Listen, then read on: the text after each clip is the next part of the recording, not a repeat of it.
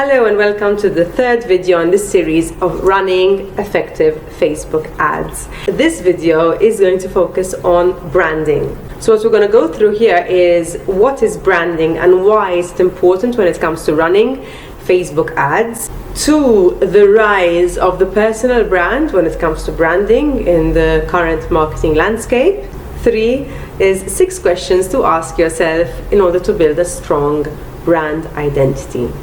So first, what is branding and what makes it so important?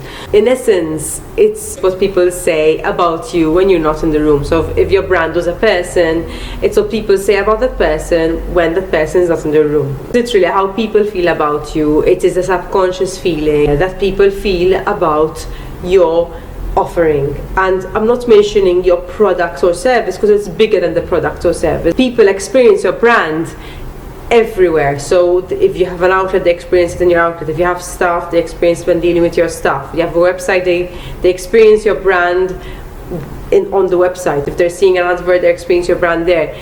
Now, why is it important to have a strong brand? One is that it's great to have a great targeting strategy that we spoke about in the second video, but you may be reaching the right people with the right objective, which we spoke about in the first video, but if you don't have the trust of that audience, if they don't believe in your brand, then they're not going to take notice of what you're saying. So the brand is literally the basis of all your communication. The second is if you have 5 companies offering the same product, the same service at the same price, what's going to make people choose one over the other?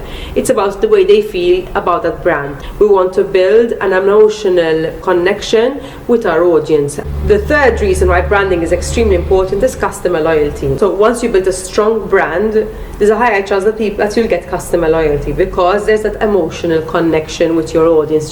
Not just a transaction. It's not just someone bought something from you. It is an emotional connection.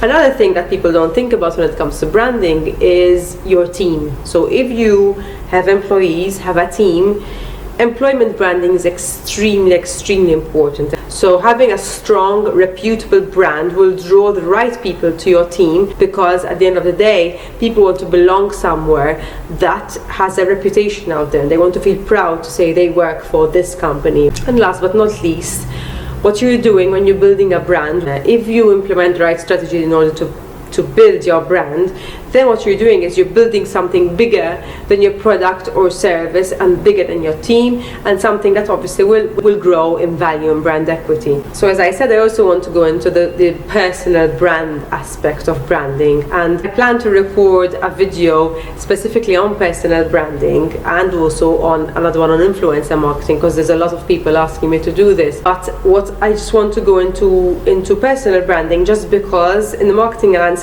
we operate in today, personal branding is also an important element to consider when building your brand. People think that personal branding is something new.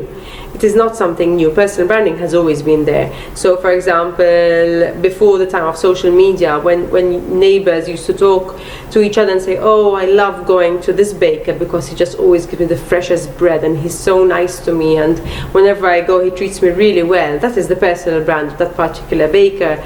And obviously what happened with social media is that the personal brand is now there's the possibility to scale it up to reach obviously a wider audience. We all have a personal brand, like it or not, whether we're in a business or not, we all have a personal brand.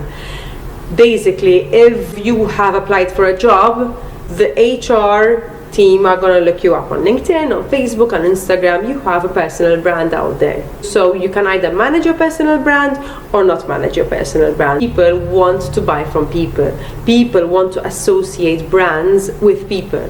There are some staggering statistics out there that if a message is shared on social media by a person, it has about 5 times more engagement than if it's shared by the actual brand. I'm not saying every business owner should be out there, but the human element, it would be great to try and incorporate it in your branding strategy. How?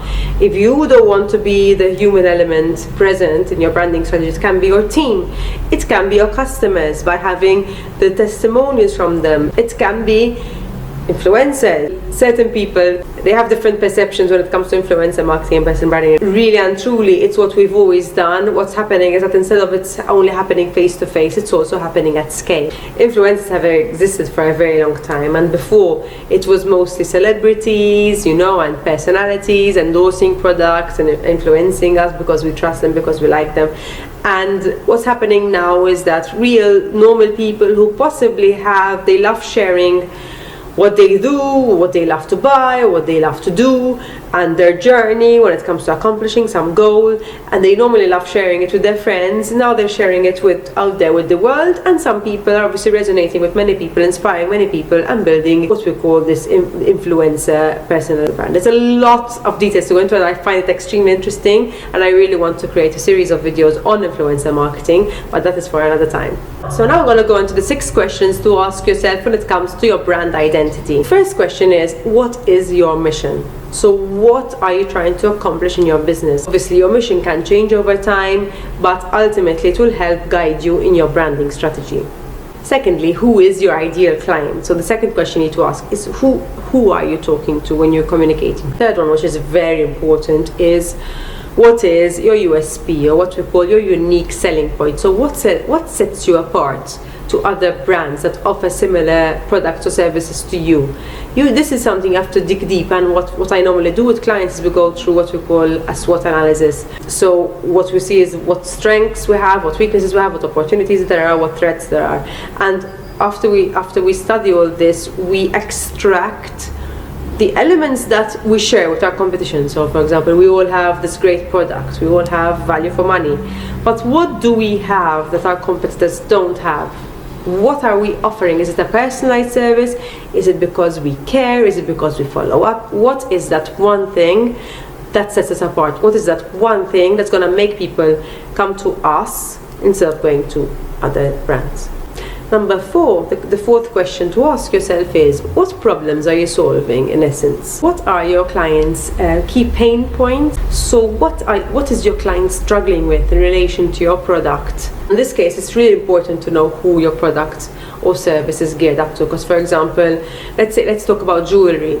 Okay, let's say jewelry is bought as a gift most of the time. So even though your product is, the end user is actually going to enjoy, you know, having this necklace and enjoy looking good, the actual pain point of the person you're selling to is, I'm looking for a great gift that will make my loved one happy. The number 5 is connected to number 4.